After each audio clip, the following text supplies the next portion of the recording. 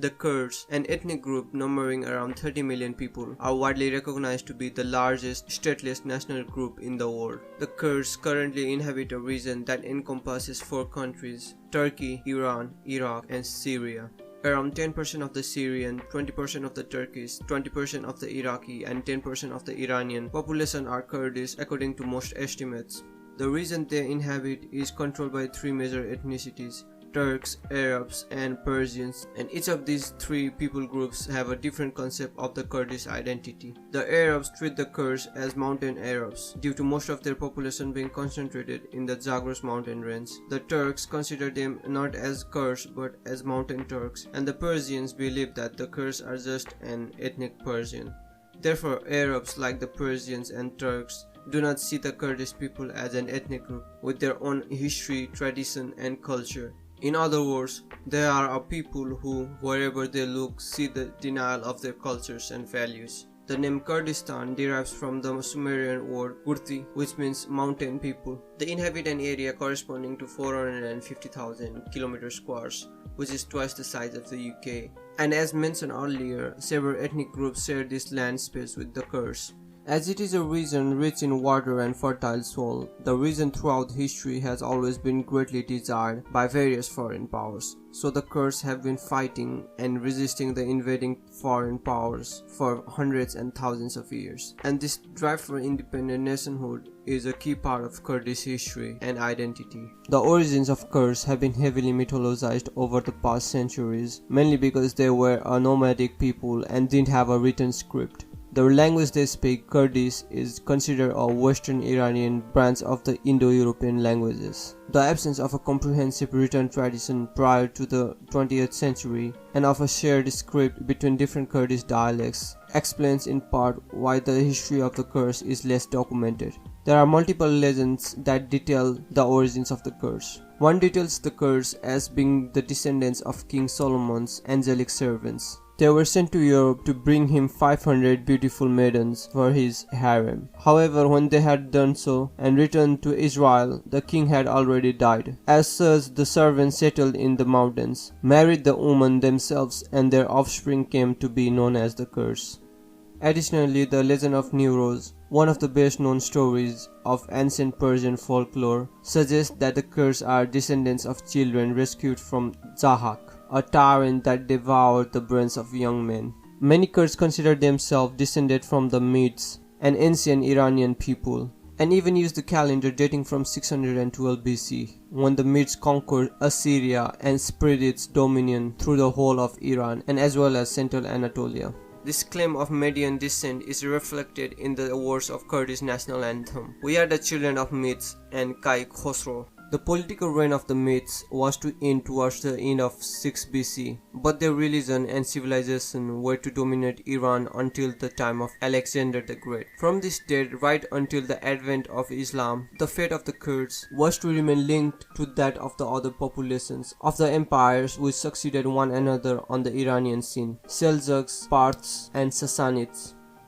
Having put up fierce resistance to the Arabo-Muslim invasions, the Kurds ended up joining Islam, without as a result becoming Arabized. This resistance continued for about a century. The Kurdish tribes resisted the Arab tribes for social rather than religious reasons. All methods were used to coax the Kurds and convert them to Islam. Even for example, the matrimonial strategy. The mother of the last Umayyad Caliph, Marwan Hakim, was Kurdish. In the second half of the 10th century, Kurdistan was shared amongst 4 big Kurdish principalities. In the north, the Saddatids, in the east, the Hassanwahids and the Banu Anaj, and in the west, Marwanids of Diyarbakir. Having conquered Iran and imposed their yoke on the Caliph of Baghdad, the Seljuk Turks annexed the Kurdish principalities one by one.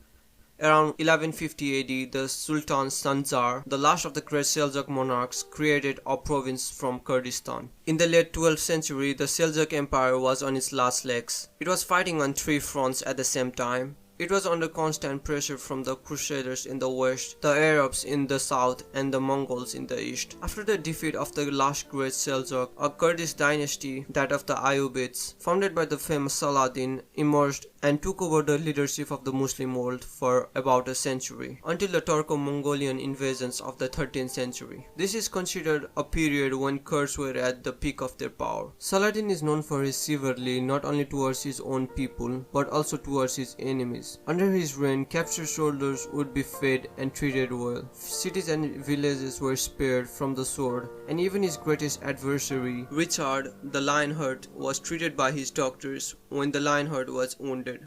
He is largely credited for unifying the Islamic world to successfully fight off invading crusaders, and also with the eventual eradication of the crusaders from the Middle East. From then on, the Kurdish people were largely ruled by Turkic, Mongol and Persian rulers. The area we call Kurdistan today was generally split between whoever ruled Anatolia and northwestern Iran. From 15th century on, that meant the Ottoman in the west and a succession of Persian dynasty in the east. At first, most of the Kurdish territory was in Persian hands, but over the course of 2 centuries, the Ottomans gradually chipped away at their Persian border. And from what I can tell with my research, the Turks had slightly more of the Kurdish region under their control after 1776. For a lot of this time, the Kurds, like many other regional ethnic groups in the wider region, enjoyed a fair amount of autonomy. But in the 19th century, both the Ottomans and Persians tried to exert more control over their territory, which in turn drove conflicts with Kurds in both the regions. This drove ethnic nationalist movements among Kurds, Arabs, and Turks. All of those budding nationalist movements exploded during and after World War I. During the war, this led to Turkish ethnic cleansing of Armenians and Kurds in Anatolia. By the end of World War I, up to 1 million Kurds had been forcibly deported, and almost half of the displaced perished. Instead of creating new countries to reflect those rising nationalist movements, after World War I, the Allies carved the Southern Ottoman Empire into mandates, and most of that territory quickly morphed into Syria and Iraq. Meanwhile, Anatolia was left to its Turkish majority and established the modern nation of Turkey. Kurds, suddenly minority groups split between 3 new countries, started resisting from the beginning. In the 1920s, there were short-lived independent Kurdish countries in both Turkey and Iraq. After World War II, the only modern Kurdish state was created. This came about after Iran got invaded by Big Great Daddy Soviet Union and Great Britain. But in 1946, after pressure from the international community, Soviet Union withdrew its troops from the northern part of Iran. During this chaotic period of Soviet withdrawal, there was a power vacuum, and it sprung the creation of the Republic of Mahabab. As the Soviet Union supported the Kurds, the West decided to support the opposing team, Iran. So only after 1 year of its formation, it was reconquered by Iran and its leader was hanged soon after. Over the course of 20th century, Kurds in Middle East staged uprisings to gain either independence or autonomy multiple times. But the fighting was heaviest and most consistent in Turkey. Since World War I, Kurds in Turkey have been the victims of persistent assaults on their ethnic, cultural, economic and political status by successive Turkish governments. Months after the declaration of a Turkish republic, Ankara, under the pretext of creating an indivisible nation, adopted an ideology aimed at eliminating both physically and culturally non-Turkish elements within the republic. These elements were primarily Kurdish and Armenian. Turkey, in pursuit of creating an indivisible nation, has taken quite a drastic and radical path. Turkey, under the pretext of cultural assimilation, has instituted a cultural genocide of the Kurdish people. A 1924 mandate forbade Kurdish schools, organizations, and publications. Even the word Kurd and Kurdistan were outlawed, making any written or spoken acknowledgement of their existence illegal. It was illegal for parents to give their children Kurdish names. They were forced to select Turkish names or face imminent punishment.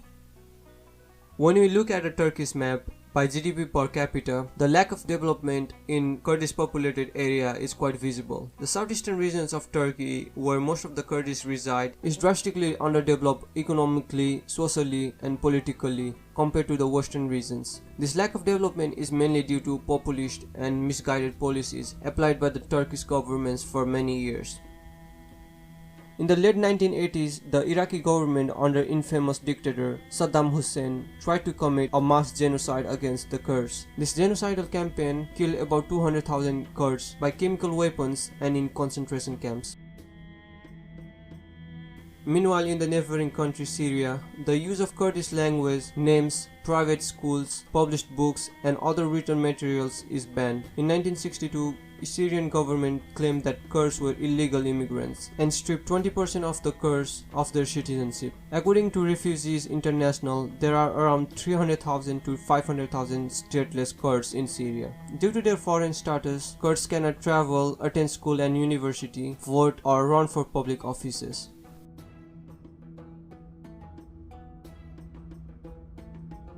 Kurds in Iran have suffered deep-rooted discrimination. Their social, political, and cultural rights have been repressed, as have their economic aspirations. Kurdish regions have been economically neglected, resulting in entrenched poverty. Forced evictions and destructions of homes have left Kurds with restricted access to adequate housing. Parents are banned from registering their babies with certain Kurdish names. The use of the Kurdish language in education is frequently thwarted. Religious minorities that are mainly or partially Kurdish are targeted by measures designed to stigmatize and isolate them. The discriminatory Goziness system denies Kurds equality in employment and political participation. The governments of the Middle East have cracked down on Kurdish minorities repeatedly for more than 100 years now. It has been about 900 years since the last significant Kurdish kingdom in Kurdish territory, but the people themselves have been there for somewhere between 1000 to 5000 years, depending on how you want to look at it. There's certainly a logical flow of ethnic, cultural, and linguistic connections going back 2500 years. Through that whole span, the geographic area that hosted the Kurdu, Kurtians, and the Kurds has remained remarkably static from northwestern Iran to eastern Turkey. We can say with certainty that people have been referring to the majority group in that region for more than a millennium now. That's a pretty lengthy run for a specific identity in one place. On the other hand, in that whole 1000-year period, there isn't really a precedent for an independent Kurdish nation.